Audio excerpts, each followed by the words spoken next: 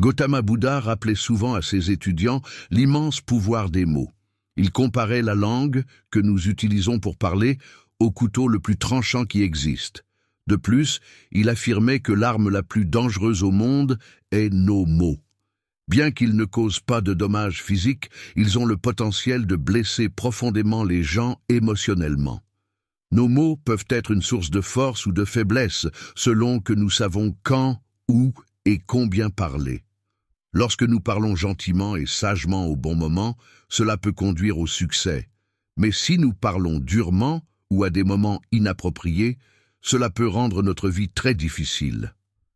Alors, mes amis, aujourd'hui, je vais partager une histoire qui met en évidence l'importance du silence et comment il a le pouvoir de transformer votre vie. Cette histoire vous aidera à comprendre la force qui réside dans le silence. Il était une fois, en Inde, un moine bouddhiste renommé qui vivait au fond d'une forêt tranquille, loin de la clameur du monde. Il était connu pour sa méditation profonde et avait acquis une large reconnaissance dans toute l'Inde. Un jour, un roi lui rendit visite et lui dit « Cher moine, je me sens constamment fatigué, frustré et agité. Même si je possède tout, richesse, célébrité et tout le luxe dont on peut rêver, je ne ressens toujours pas de paix intérieure. Ô moine, s'il te plaît, guide-moi pour surmonter cet esprit agité. » Le moine répondit « Tu détiens déjà la réponse en toi, mais tu ne l'as jamais découverte. Faisons une expérience. Serais-tu prêt à participer?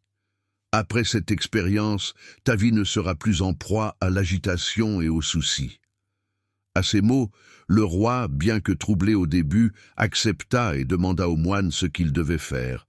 Il déclara « Je suis prêt à tout pour ma tranquillité d'esprit. » Le moine répondit calmement « Pendant les 15 prochains jours, tu resteras dans mon monastère et tu vivras comme une personne ordinaire. Pendant ce temps, tu resteras assis seul en silence et tu parleras le moins possible. » Le roi accepta de suivre les instructions du moine. Le premier jour, il remarqua que son esprit était encore plus agité qu'avant. D'innombrables pensées et questions surgissaient sans cesse, et il se sentait mal à l'aise pour s'adapter à la vie simple d'une personne ordinaire. Il avait une forte envie de parler, mais résista, choisissant plutôt de rester silencieux. À la tombée de la nuit, il commença à ressentir de manière inattendue un sentiment de calme et de bonheur. Cela le déconcerta, car il ne comprenait pas pourquoi son agitation intérieure commençait à s'estomper. Le jour suivant, le roi continua à embrasser la solitude, observant la nature, les fleurs, les plantes et les oiseaux planant dans le ciel. Pour la première fois, il apprécia vraiment la beauté qui l'entourait. Il devint plus connecté avec le monde naturel qui l'entourait. Au fil des 10 jours, toute l'agitation et le chaos dans son esprit se dissipèrent lentement. Au 12e jour, il se retrouva dans un état de méditation profonde, alors que ses yeux se fermaient naturellement. Il ressentit un immense sentiment de paix intérieure, libre de tout souci et de toute distraction. Après avoir passé les 3 derniers jours en méditation profonde, le roi s'approcha du moine bouddhiste et lui dit « Cher moine, j'ai enfin compris la raison de mon esprit troublé. » Le moine lui demanda de partager sa découverte. Le roi expliqua « J'avais l'habitude de trop parler, d'investir souvent trop d'énergie dans les gens et d'entretenir des pensées négatives à leur sujet. Ces discussions sans fin et cette négativité me prenaient du temps et perturbaient ma tranquillité d'esprit. À cause de ce comportement, j'étais incapable de me concentrer sur mes devoirs et j'ai commencé à échouer dans presque tout. Ces échecs continus m'ont rendu encore plus insatisfait et irritable, ce qui a eu un impact négatif supplémentaire sur ma vie. Cependant, ces 15 derniers jours ont été une expérience qui a changé ma vie. Maintenant, j'ai l'impression de vivre pleinement ma vie, alors qu'avant, je la vivais de la mauvaise façon. J'ai également réalisé que la méditation n'a pas besoin d'être forcée, elle se produit naturellement. Le moine bouddhiste a dit au roi qu'il n'était pas seul dans cette lutte. Beaucoup de gens dans le monde parlent excessivement, et même aujourd'hui, la parole est utilisée pour blesser les autres, ce qui entraîne des problèmes dans leur vie. Le moine a ensuite raconté l'histoire d'un étudiant qui a demandé un jour à Gautama Bouddha pourquoi il restait souvent silencieux. Bouddha a répondu « Je reste silencieux pour plonger au plus profond de moi-même. Le silence est la première étape pour vraiment se connaître soi-même. Sans silence, la découverte de soi est impossible. La première étape consiste à accepter le silence et à ne parler que lorsque cela est nécessaire. Vous vous rendrez compte que la plupart de ce que nous disons, environ 90%, est inutile, voire nuisible. Si les gens parlaient moins, près de 90% des problèmes du monde pourraient être évités.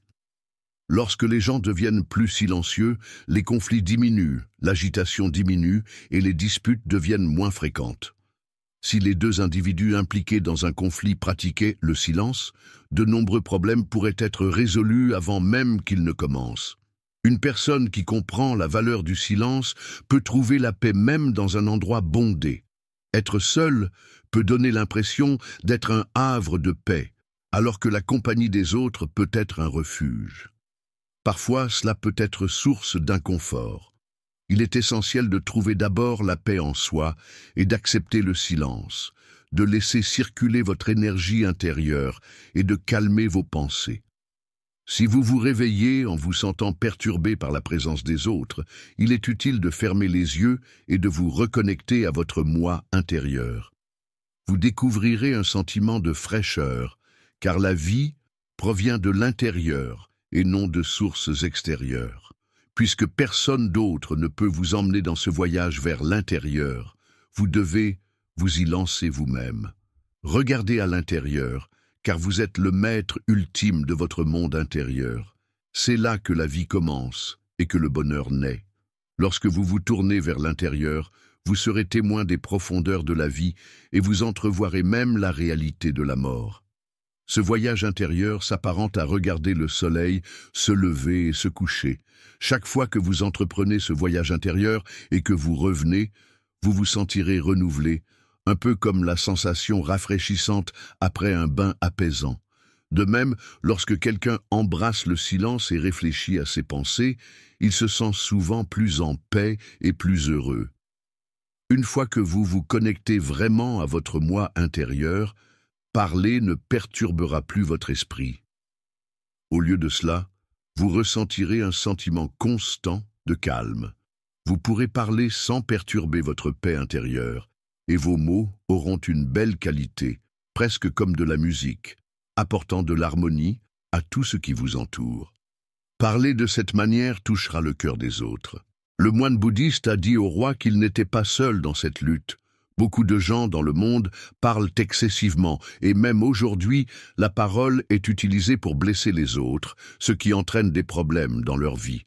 Le moine a ensuite raconté l'histoire d'un étudiant qui a demandé un jour à Gautama Bouddha pourquoi il restait souvent silencieux. Bouddha a répondu « Je reste silencieux pour plonger au plus profond de moi-même. Le silence est la première étape pour vraiment se connaître soi-même. Sans silence, la découverte de soi est impossible. La première étape consiste à accepter le silence et à ne parler que lorsque cela est nécessaire. Vous vous rendrez compte que la plupart de ce que nous disons, environ 90%, est inutile, voire nuisible.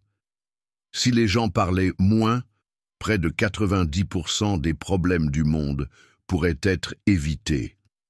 Lorsque les gens deviennent plus silencieux, les conflits diminuent, l'agitation diminue et les disputes deviennent moins fréquentes.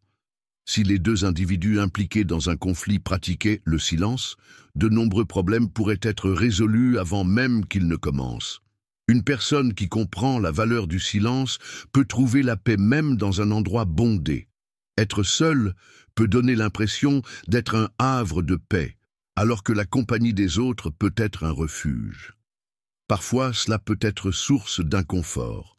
Il est essentiel de trouver d'abord la paix en soi et d'accepter le silence, de laisser circuler votre énergie intérieure et de calmer vos pensées. Si vous vous réveillez en vous sentant perturbé par la présence des autres, il est utile de fermer les yeux et de vous reconnecter à votre moi intérieur. Vous découvrirez un sentiment de fraîcheur, car la vie provient de l'intérieur et non de sources extérieures. Puisque personne d'autre ne peut vous emmener dans ce voyage vers l'intérieur, vous devez vous y lancer vous-même. Regardez à l'intérieur, car vous êtes le maître ultime de votre monde intérieur. C'est là que la vie commence et que le bonheur naît.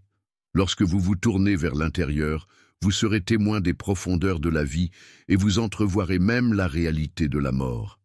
Ce voyage intérieur s'apparente à regarder le soleil se lever et se coucher. Chaque fois que vous entreprenez ce voyage intérieur et que vous revenez, vous vous sentirez renouvelé, un peu comme la sensation rafraîchissante après un bain apaisant. De même, lorsque quelqu'un embrasse le silence et réfléchit à ses pensées, il se sent souvent plus en paix et plus heureux. Une fois que vous vous connectez vraiment à votre moi intérieur, parler ne perturbera plus votre esprit. Au lieu de cela, vous ressentirez un sentiment constant de calme. Vous pourrez parler sans perturber votre paix intérieure, et vos mots auront une belle qualité, presque comme de la musique, apportant de l'harmonie à tout ce qui vous entoure. Parler de cette manière touchera le cœur des autres.